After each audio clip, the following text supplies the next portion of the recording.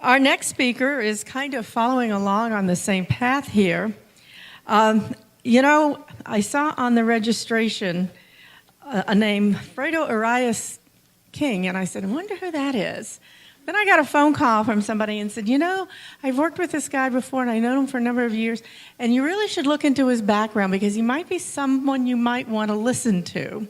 And so we did some homework and we said, oh my goodness, this guy is coming. We should definitely put him on the agenda to talk about his experiences. I always had heard the word of the phrase, a Renaissance man. Well, I have truly met a Renaissance man in meeting Fredo. He is into just about everything, but he's going to talk a little bit today about his relationship with Vicente Fox, the president of Mexico. He was with the campaign and then with his administration as it related to the Bush family. And I think he has a lot of insight there to give us some information on that.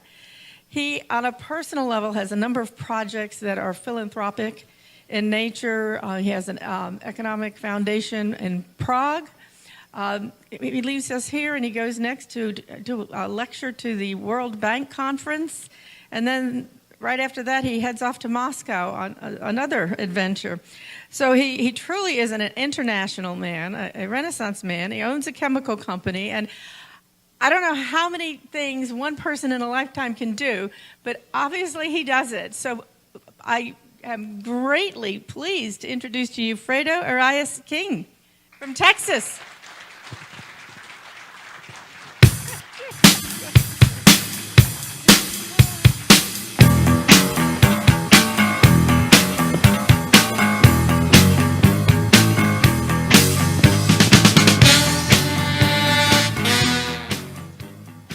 Thank you very much.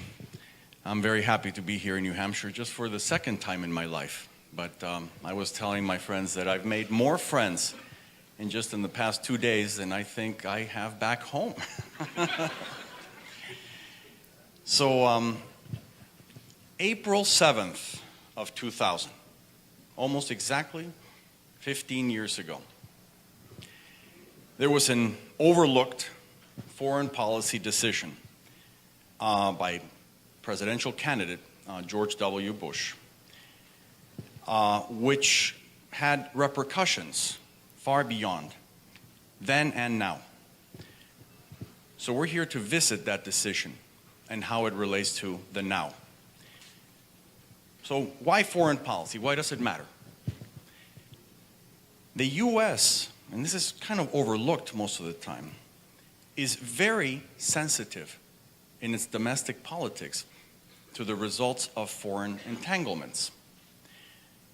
Several U.S. presidents I can think of just off the top of my head, just this past century or the past 100 years, owe their presidency to some foreign entanglement and the results thereof. Sometimes good, like Eisenhower, right?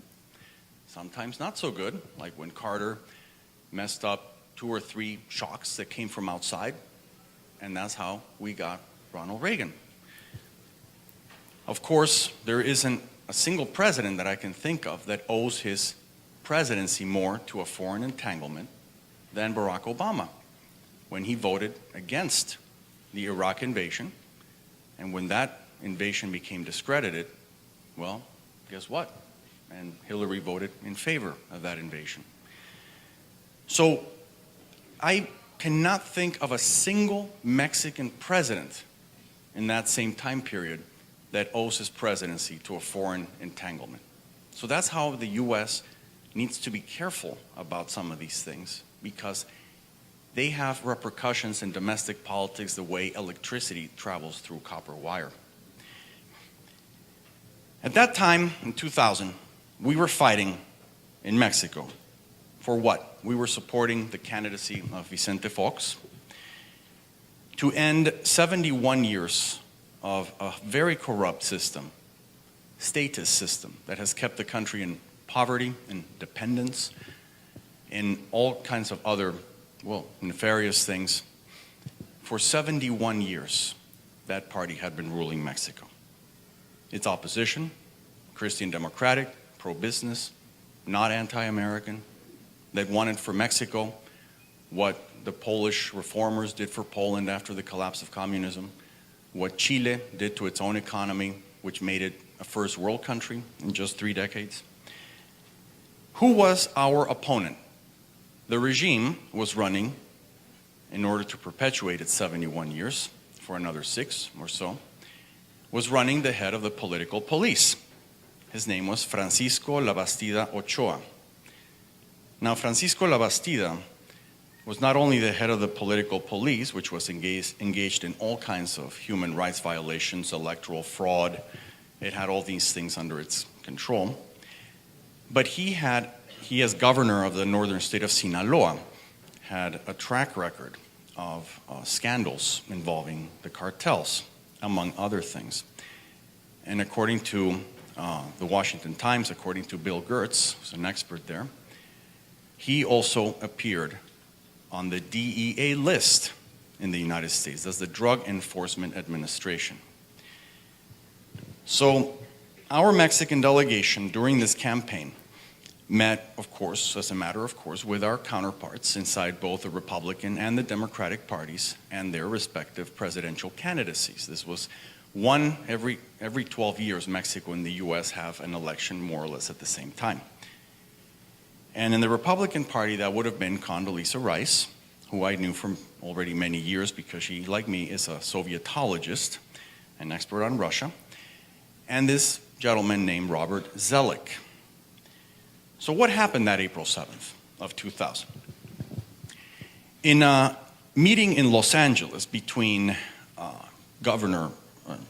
future President George Bush, W. Bush, with the wife of the political police chief, Labastida, of the regime.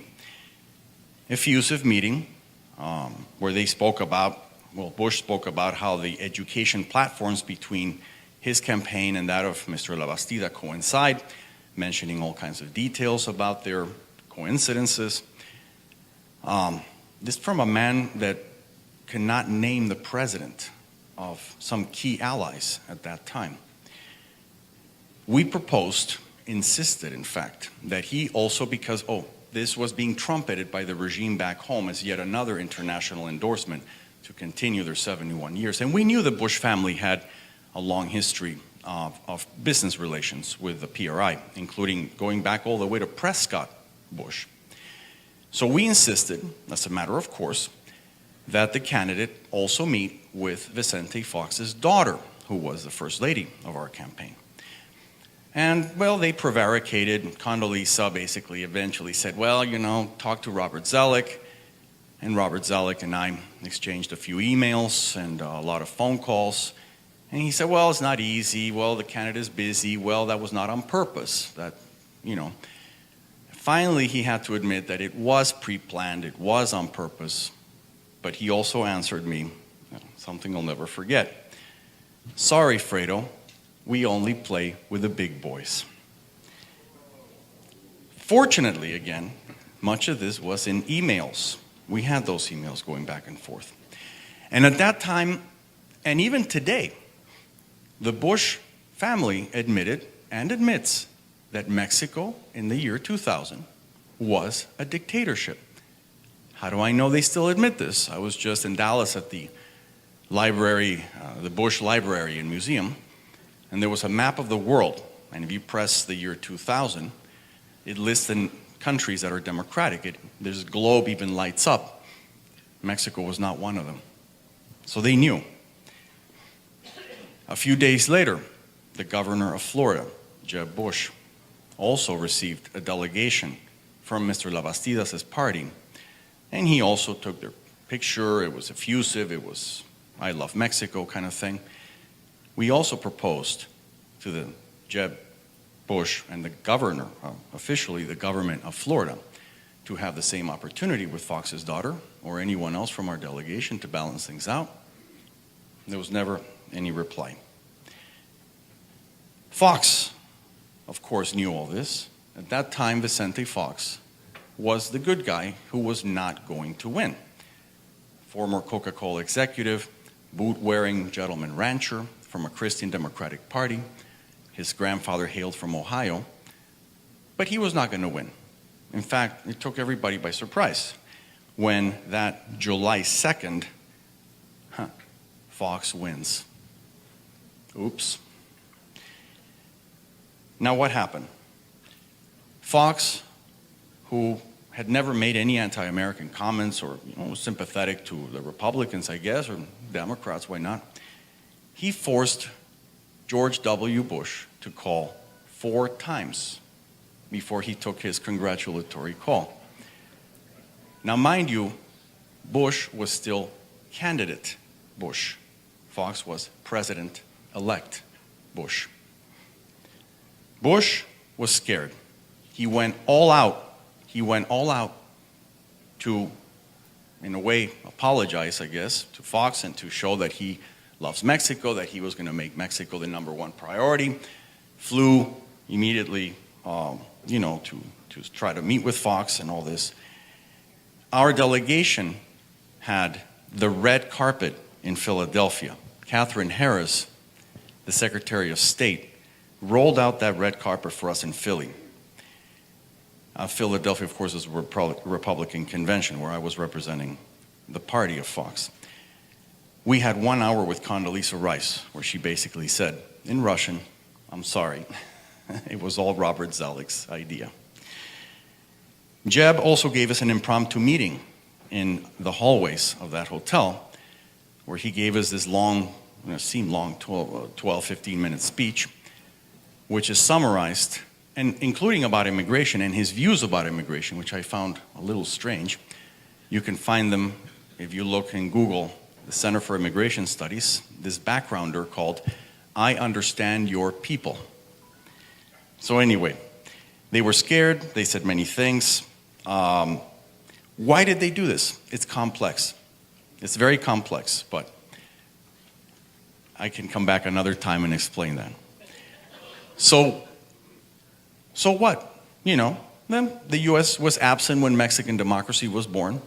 So what? They took the side of a dictatorship. So what? Affected relations personally with Fox. Yeah, so.